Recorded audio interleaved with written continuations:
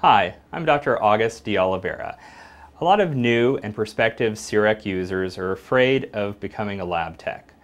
Although those of us that do a lot of CEREC restorations and stain and glaze, the majority of them know how easy it is, many dentists fear that they'll be trading valuable chair time for time spent in the lab.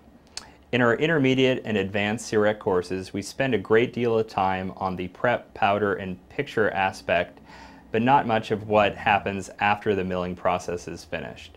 Today I want to show you how you can hand polish your CEREC restorations and get the same amount of shine that you would expect from a lab processed restoration.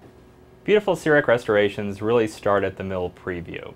Here we'll be using an Ivoclar Empress CAD multi-block, and let me show you how to position it in the mill preview so that we've got a nice gradation between the incisal and dentin porcelains, also that we can show a little dentin on the occlusal surface.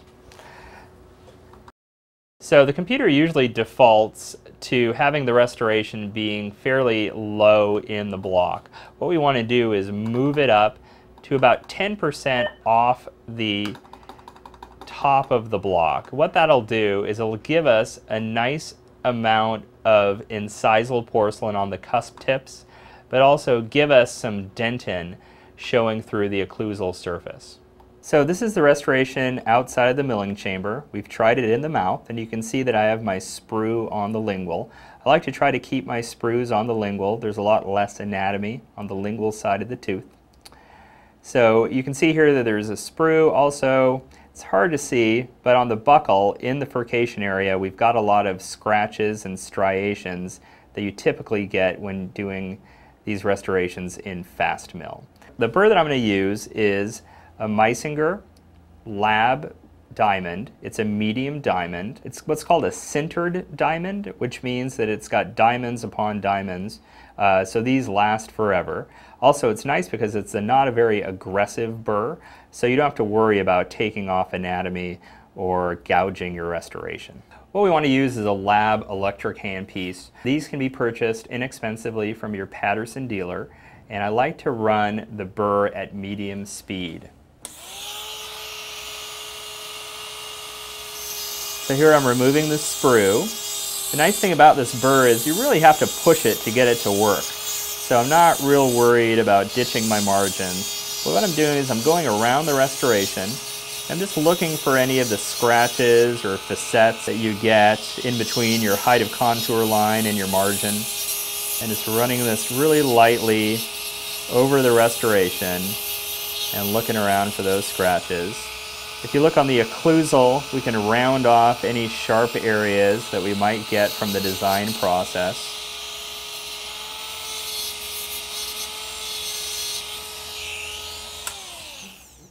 Next, I'm going to be using a Meisinger medium white porcelain wheel. I really like this wheel for a number of reasons. One, it's inexpensive. It comes in a pack of 10, and these are about $1 a wheel. You do have to put your own mandrels on them. What I like the best about it is the rubber in the wheel doesn't burn. The wheel degrades into a powder. What I'm going to be doing is turning down the speed, and what I want to do is low speed and high torque. So I'm really pushing down hard on this restoration, and I'm just looking for any scratches. I'm just sort of pushing out any facets. I run this on the occlusal. I'm not too worried about getting into my anatomy. I'm just sort of rounding off my marginal ridges and triangular ridges. And as you can see, that we're just getting a buildup of powder, not burnt rubber. I'm going to go into the buccal here. I'm going to get close to my margin, but I don't want to hit my margin with this wheel. This wheel is somewhat of an aggressive wheel, so I'm worried about dinging my margin with it. The next step is to use a product called DiaShine. What DiaShine is various grits of porcelain paste in a wax carrier. So what you want to do is use a stiff Robinson brush. You can order these through Patterson. This is a number 11 stiff Robinson brush, and what we're going to be doing is passing this through the DiaShine, one pass per surface of the restoration. And just like our wheel, we want a low speed, high torque. So you can see here, the wax melts and it allows it to get into the Robinson brush. So what we want to do is just get it into our restoration, but realize that the work is done on the pull stroke. So you want to use a lot of pressure. Use your loops and turn the restoration in the light and look for any scratches that might cause the restoration to look dull. I'm not using the coarse and the fine DiaShine in the inner proximal. I'll get to that with the fine soft DiaShine. Okay.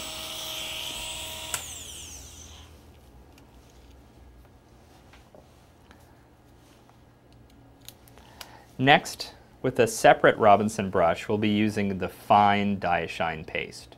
Same deal, one pass per surface.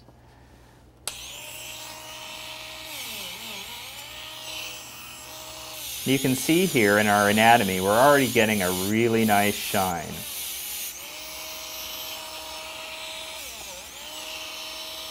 We typically book about an hour for the entire CEREC process. We used to book an hour and 15 minutes due to the staining and glazing process. If we find that we need to stain and glaze, I'll ask for an extra 15 minutes for the appointment. Next, we're going to be using the last in the DiaShine series, which is an FS or fine soft DiaShine. We've got a great shine already, it just needs to be buffed a little bit more.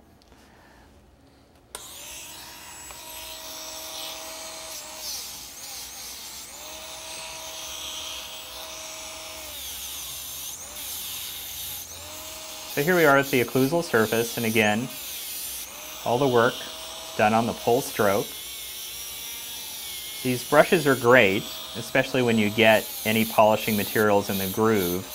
Easy to clean that out. Finally, really quickly, we're going to use a chamois wheel.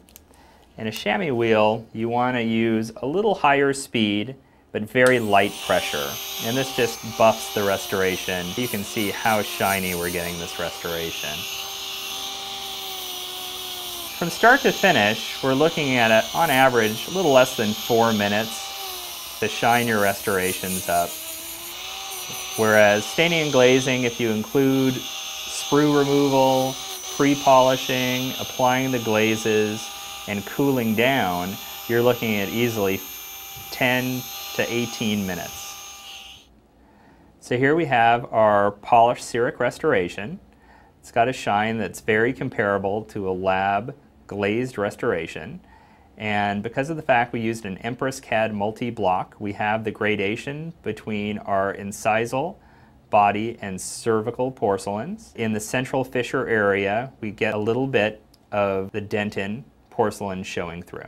You can also use this technique to polish PFMs or any other lab fabricated restoration after a lot of occlusal adjustment. It only takes a minute and you can get the shine that you've gotten from the lab. If you'd like more information on how to get beautiful CEREC restorations, you can find out more about the courses that I offer at www.lacerec.com.